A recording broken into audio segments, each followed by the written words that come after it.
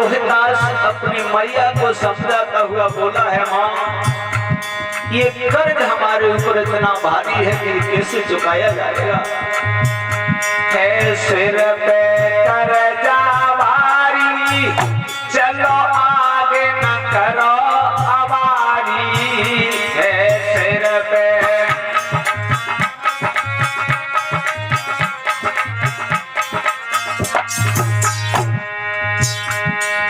पीछे मिले मोच का द्वार, मैया चलना पड़े जरूरी।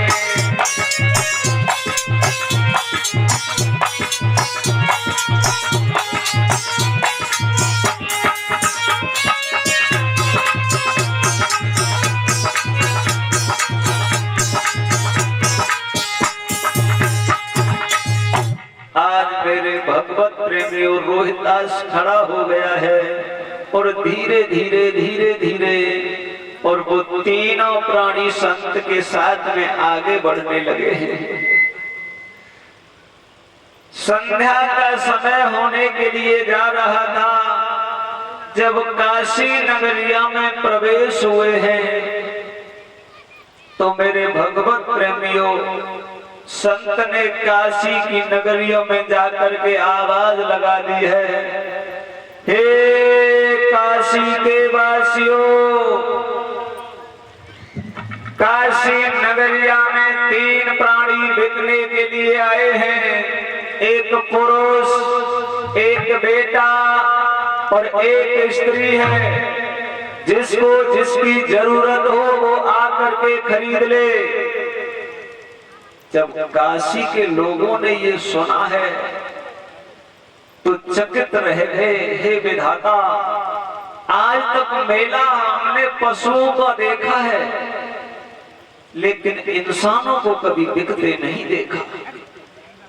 आज काशी में तीन इंसान बिकने के लिए आए हैं। भीड़ एकत्रित हो गई है। कुछ विचार कर रहे हैं, कहीं ऐसा तो नहीं बेचारों के ऊपर कोई संकट हो इसके लिए बिकने आए हैं। चारों तरफ से बीच में तीनों प्राणी खड़े हैं। चारों तरफ एक गोल बन गया, भारी भीड़ एकत्रित हो गई। मोल भाव होने लगा है। पूछा कि इस पुरुष की कीमत क्या है, तो बता दिया कि 20 भार स्वर्ण। चाहे बेटा को ले जाओ, चाहे स्त्री को ले जाओ और चाहे इस पुरुष को ले जाओ, 20-20 भार सोना देते जाओ और लेते जाओ। तभी उस वक्त एक वेश्या निकल के जा रही थी। उसने तारा के स्वरूप को देखा तो पास में खड़ी हो गई और कहने लगी, हे ब्राह्मण देव, इस स्त्री की कीमत क्या है। ब्राह्मण देव कहने लगे कि 20 भार सोना ले आओ और स्त्री को ले जाओ। तो उसका भाव करके वो वेश्या सोना लेने के लिए जब गई है तो काशी की माताएं पास में खड़ी थी। वो कहने लगी, हे बहना, पता नहीं इनके ऊपर कौन सा संकट होगा, किस कारण ये बिकने के लिए आए हैं और ये वेश्या इसका भाव करके गई है। इसके पास में पापी जाएंगे, रंगोलियां उड़ाएंगे, इसका धर्म नष्ट हो जाएगा और धर्म के कारण पता नहीं ये बिकने को आए हैं। ये बात मैया तारा के कान में पड़ गई और ब्राह्मण देव से कहने लगी, पिताश्री, हम बिकने को तो आए हैं लेकिन इस वेश्या के हाथ न बेचकर मुझे नीच से नीच घर बेच दो। अगर वेश्या के हाथों बेच दिया तो मेरा धर्म चला जाएगा। अरे धर्म के कारण तो अयोध्या से हम काशी में आ गए और वेश्या ले जाएगी तो पापी लोग आएंगे, मेरे शरीर से रंगोलियां उड़ाएंगे, मेरा धर्म चला जाएगा। ब्राह्मण देव कहने लगे, मुझे कोई मतलब नहीं है, मुझे 20 बार सोना चाहिए। अब तो मैया तारा अधीर हो गई, परम पिता परमात्मा का स्मरण करने लगी है, विधाता अब तो तेरे ही हाथ में मेरी लाज है। जिस प्रकार से मैया द्रौपदी कौरव सभा में दुशासन चीर को झटका दे दे करके खींच रहा था, मैया द्रौपदी ने पितामह भीष्म की तरफ देखा तो पितामह भीष्म ने अपनी दृष्टि को नीचे कर लिया। फिर कन्हैया के चरणों में ध्यान लगाया तो कन्हैया उस वक्त मैया रुक्मिणी के साथ बैठ करके भोजन कर रहे थे। तो भगवान के कान में ध्यान गया तो भोजन रख दिया, कन्हैया खड़े हो गए। फिर उधर से रील कट करके द्रौपदी की द्रोणाचार्य की तरफ गई तो कन्हैया फिर बैठ गए। बार बार कन्हैया बैठते हैं, खड़े होते हैं। तो रुक्मिणी ने पूछा, प्रभु न तो तुम खाना खा रहे और न कहीं जा रहे, आखिर बात क्या है? भगवान कन्हैया कहने लगे, रुक्मिणी आज मेरी बहन द्रौपदी के ऊपर बहुत बड़ा संकट है और वो जगत की तरफ देखती है तो मैं बैठ जाता हूँ और मेरी तरफ देखती है तो मैं खड़ा हो जाता हूँ। और जीव जब तक जगत की तरफ देखता है तब तक परमात्मा उसकी रक्षा नहीं करता है, और जगत से मोह माया त्याग कर जब परमात्मा की तरफ जाता है तो परमात्मा उसकी लाज को लुटने नहीं देता है। द्रौपदी उस सभा में रो रही थी, किसी ने उसकी सहायता नहीं की। तब भगवान को याद किया, प्रभु अब तेरे सिवाय मेरा कोई नहीं है। उस दिन की याद कर लो, वो तो समय तुम्हें याद होगा। और द्रौपदी रो करके कन्हैया से बोली थी,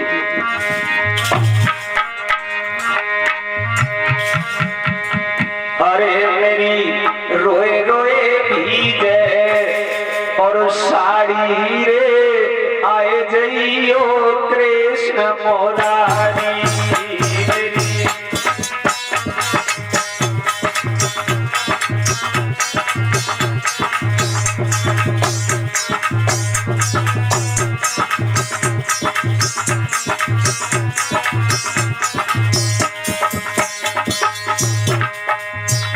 मेरी रोए रोए भीगे साड़ी रे आए जइयो कृष्ण मोरारी।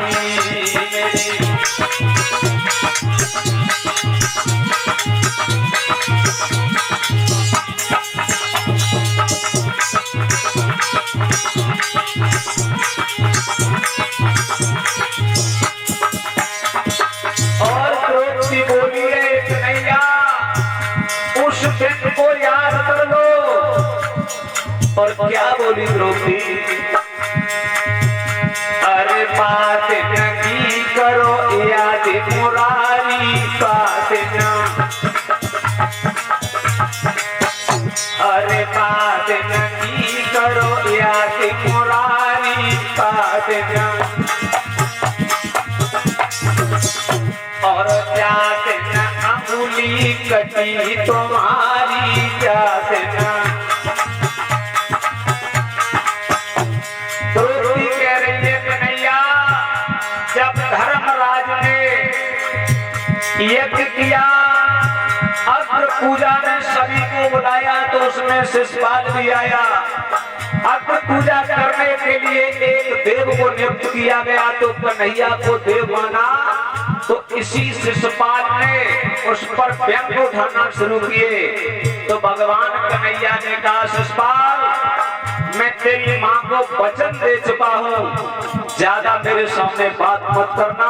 यहाँ तक ये गालियां बकता रहा, 99 गलतियों तक भगवान कन्हैया शांत रहेगा। शिशुपाल अब भी शांत हो जा, क्यों कि तेरी माँ को मैं वचन दे चुका हूँ कि 100 गलतियां इसकी माफ कर दूंगा। उससे आगे बोला तो इसे जीवित नहीं छोड़ूंगा। तो 100 गलतियों को तो कन्हैया ने माफ कर दिया, उसके बाद भी ये गालियां बकता रहा। तो जो अग्र पूजा वाला थाल था उसी का चक्र बनाया और घर से सर अलग कर दिया। उसी वक्त भगवान कन्हैया की उंगली में उस थार से जरा सी चोट आ गई। वहाँ पटरानियां कन्हैया की खड़ी तो देख रहे हैं कि हमारी महंगी महंगी साड़ी है, कोई पूछ रही है कहीं से कपड़ा ले आओ जिससे इस उंगली को बांधे, लेकिन द्रौपदी ने अपने चीर को फाड़ करके उस उंगली को बांध दिया था। तो कन्हैया ने कहा द्रौपदी आज तूने अपने चीर को फाड़ करके मेरी उंगली से बांधा है, तो एक एक धागे की कीमत में तेरी चुका दूंगा। अरे बात नहीं करो याद मुरारी, बात न और जात न अंगुली कटी तुम्हारी, जात न तब साड़ी फटी हमारी रे, आए जइयो कृष्ण मुरारी तब।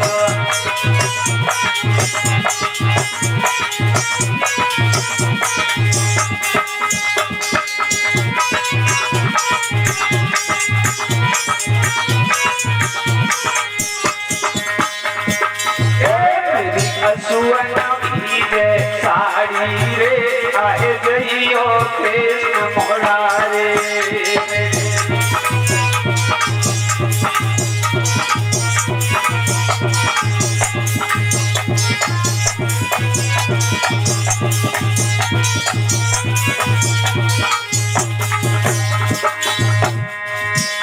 अरे जो सामरिया प्रेम लगेगी तो गिरधारी, अरे जो सामरिया प्रेम लगेगी जो गिरधारी। अरे द्रौपदी जिंदा नहीं मिलेगी, द्रौपदी जिंदा जे दोस्त हंसे बेचारी रे, आए जइयो कृष्ण मुरारी।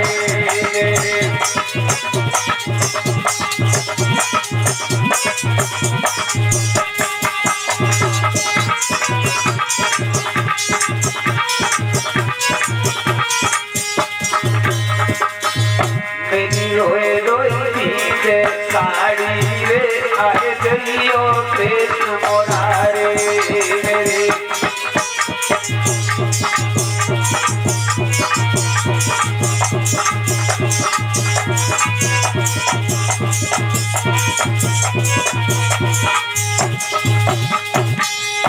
आज जैसे ही द्रौपदी ने भगवान को पुकारा तो भगवान ने आकर के द्रौपदी के चीर को बढ़ाया और दुष्ट दुशासन चीर खींचते खींचते खींचते खींचते और जमीन पर गिर पड़ा था।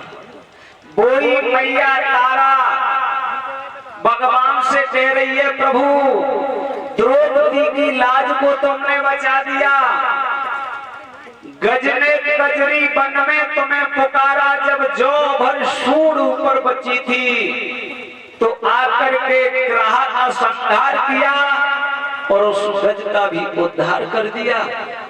और आज ये दुखिया काशी के बीच में और तुम्हें बुला रही है प्रभु आकर के मेरी रक्षा करो।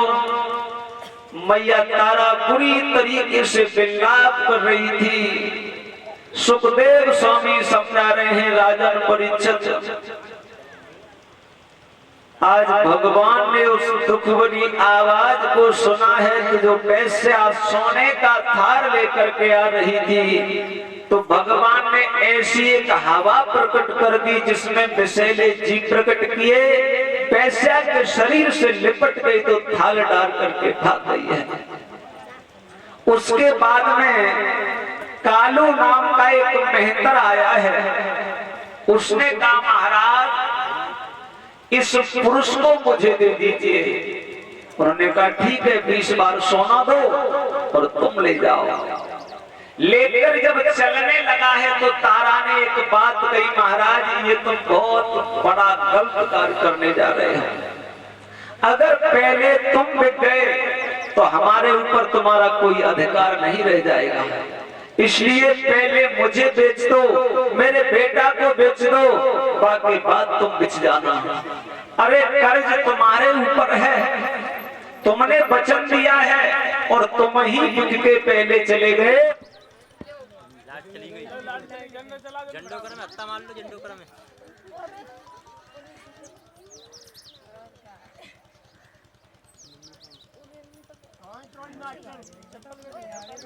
बजा रहा हूँ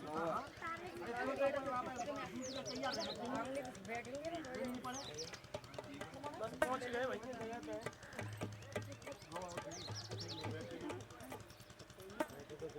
है जो भैया पप्पा ड्यूटी में जाओ नहीं पर सही है और क्या लड़का लगा रहे तुम उठ रहे उठा जा रही लाला मैंने ये बड़ों को पता ही ना है यहाँ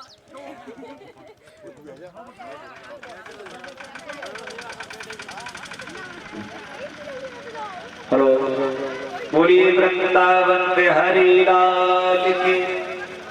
सुखदेव स्वामी समझा रहे हैं राजन परीक्षित तारा ने कहा महाराज पहले हमें बेच दीजिए उसके बाद तुम बिक जाना।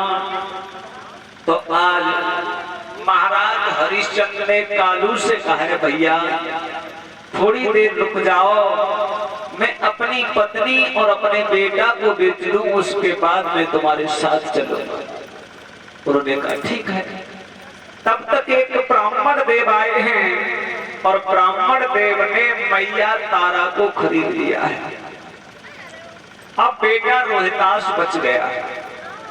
रोहितास काशी की गलियों में विचार कर रहा है कि अब पता नहीं मैं मैया के साथ जाऊंगा या पिता के साथ जाऊंगा या काशी की गलियों में मुझे अकेला ही भटकना पड़ेगा। अरे अयोध्या में तो मैं अपने मैया बबला के साथ में रहता था। समय का ऐसा खेल कि काशी में आ गए पिता को तो बहतर ने खरीद लिया है मैया को ब्राह्मण ने ले लिया। अब कभी तो पिता की तरफ रोहितास देखता है कभी मैया तारा की तरफ देखता है। विचार कर रहा है मैं किसके साथ जाऊंगा या काशी में अकेला ही भटकता रहूंगा। मैया तारा ने अपने बेटा की तरफ देखा तो आंखों से आंसू निकल पड़े। ब्राह्मण देवता के पास में पहुंची पिताश्री जिस तरीका से तुमने मुझे खरीद लिया है वैसे ही मेरे बेटा को खरीद लो। न तो बिना बछड़ा के जो गैया तहक तहक के मर जाती है बिना पानी के मछली तड़प तड़प के मर जाती है वैसे ये मैया बिना बेटा के इस काशी की गलियों में अपने प्राण त्याग देगी। मैं अपने बेटा के बिना नहीं रह पाऊंगी। ब्राह्मण देवता को दया आ गई भक्तों और मैया तारा के कहने पर रोहितास को भी खरीद लिया है। तीनों प्राणी खरीद लिए गए और हरिश्चंद्र को कालू मेहतर ले जा करके और काम बता दिया कि जाओ तुम गोमती नदी से जल भर के लाओगे। मैया तारा ब्राह्मण देव के यहाँ पर भोजन बनाती है और बेटा रोहितास ब्राह्मण देव के लिए पूजा के लिए फूल लाता है। धीरे धीरे समय व्यतीत होने लगा है। सुखदेव स्वामी समझा रहे हैं राजन परीक्षित लेकिन विश्वामित्र को फिर भी चैन नहीं पड़ा है। कभी किसी का भेष बनाकर कभी किसी का भेष बना करके जब भी हरिचंद्र भोजन करने के लिए बैठते हैं तो भोजन ले जाते हैं। कहते हैं आज मुझे 4 दिन हो गए। हरिचंद्र ने विचार किया मुझे 2 दिन हुए इनको 4 दिन हो गए तो उन्हें भोजन दे दिया। यहाँ तक 36 दिन व्यतीत हो गए हरिचंद्र ने भोजन नहीं किया। शरीर सूख सूख करके कांटा हो गया। गोमती नदिया से जल भरने के लिए जाते हैं और उसी घाट पर मैया तारा जल लेने के लिए आती है। तो एक दिन हरिचंद्र ने जल तो भर लिया है लेकिन शरीर में इतनी ताकत नहीं थी जो घड़ा को उठाकर अपने सिर पर रख लेते। तारा भी उसी घाट पर जल भरने के लिए आई तो हरिश्चंद्र ने तारा को पहचान लिया है। आवाज लगाई है हरि तारा हरि तारा। मैया तारा विचार करने लगी जा काशी में मेरा कोई नाम नहीं जानता है सिवाय मेरे महाराज के। मैया तारा पास में आई है हरिश्चंद्र के शरीर को देखा तो आंखों से आंसू निकल पड़े। महाराज क्या बात है, तुमने भोजन नहीं किया? बेटा रोहित के बिना तुम भोजन नहीं करते थे, मुझे लगता है तुम भोजन नहीं करते हो। हरिचंद्र बोले, तारा भोजन भोजन तो तू छोड़, मुझे काफी देर हो गई, मेरे घड़ा को उठवाए दे, न कालू मेहतर मुझे बहुत मारेगो। आज अयोध्या का राजा एक मेहतर से डर रहा है, समय का वो खेल है। और हरिश्चंद्र तारा से बोले, तारा मेरे शरीर में ताकत नहीं है। तारा बोली, महाराज मैं तुम्हारे घड़े को नहीं उठवाऊंगी, तुम मेहतर के घर जल भरते हो और मैं ब्राह्मण के घर जल भरती हूँ। रानी और राजा अयोध्या में थे, जिस दिन से बिके हैं न तब से तुम राजा और न मैं रानी। मैं ब्राह्मण के घर रहती हूँ तो मैं पंडितानी हूँ, और तुम मेहतर के घर जल भर रही हो तो तुम मेहतर हो, मैं तुम्हारे घड़े को नहीं उठवा सकती। हरिचंद्र रो करके तारा से बोले, तारा थोड़ा सा तो सहारा लगा दे, मेरे शरीर में ताकत नहीं है।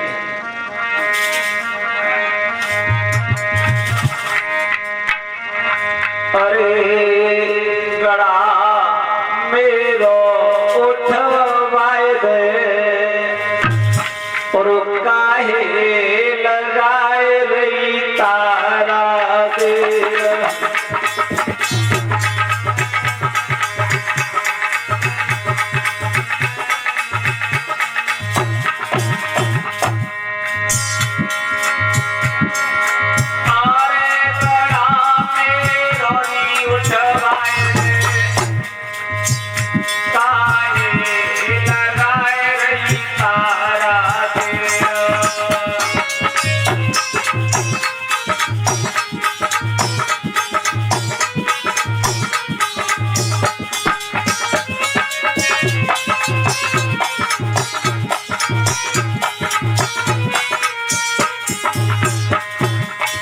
हरिचंद्र कह रहे हैं, तारा मेरे शरीर में शक्ति नहीं रही है, मैंने काफी दिन से भोजन नहीं किया है।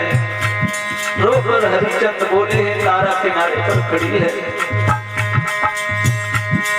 घूंघते दुर्बल भयो शरीर, घूंघते घूंघते दुर्बल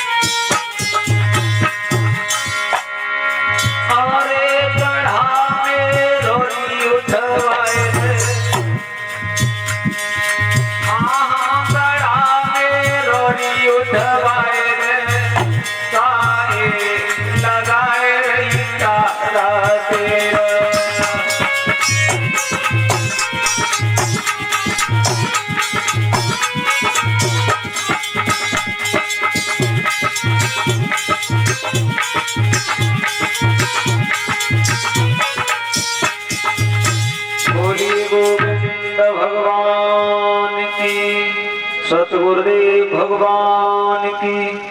तो मैं अपनी वाणी को विराम देता हूँ। यहाँ से आगे कथा गुरुदेव के द्वारा श्रवण करें।